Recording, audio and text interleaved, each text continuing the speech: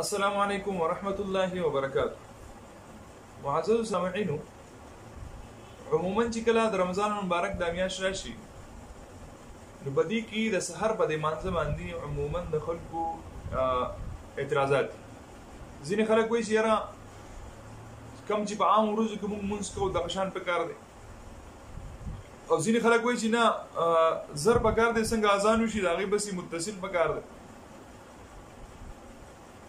نو آیا کم په حق دی کم په نه حق دی؟ زه خو چونکې هره مسله موږ مولیانو ته نه پرېږدو که نه، موږ په خپله باندې کوشش کوو چې یاره هره مسله په خپله باندې حل کړو. هر فني مولا یو موږ.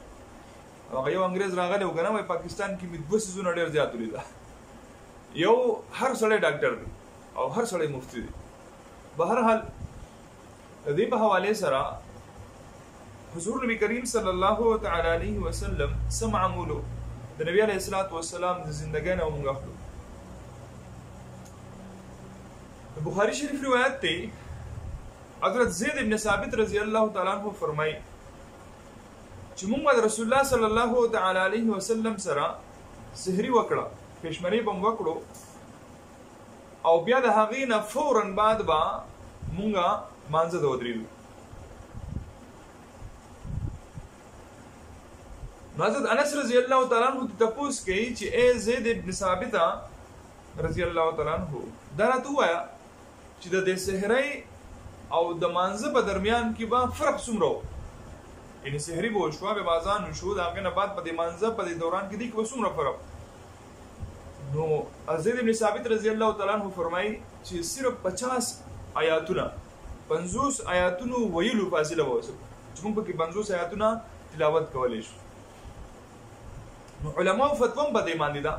علماء فرمایي چې کچري داسي چونکې نن سبا چې څنګه حالات دي، د غفلت وخت دی، او کله چې سړی خوراک وکړي او خېټه ډکه شي نو بیا خوب ورځي، د غفلت وخت نو که دې وده شي اوس په دې ټایم کې، او چونکې په دې ټایم کې خو بل څه کار نشي، صرف سنت کول دي، نو دې کېدی شي چې وده شي.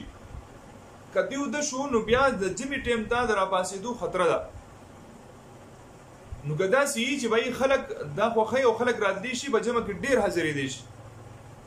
نو فتاوی محمودیه کې لیکلي دي چې بیا یې داسې وکړي چې بهی دا اذان پسې متصل 10 منټه 15 منټه دا دې ورکړي، او خلک به دغه ټایم لا راورسي جمع وشي. نو هغې نه بعد چې کوم دی که بیا څوک خوب کوي جو خپل خوب به پوره کړي، نو په جمع باندې به اثر نه پرېوځي، او جمع به په ډېر تعداد کې خلک به ډېر راشي.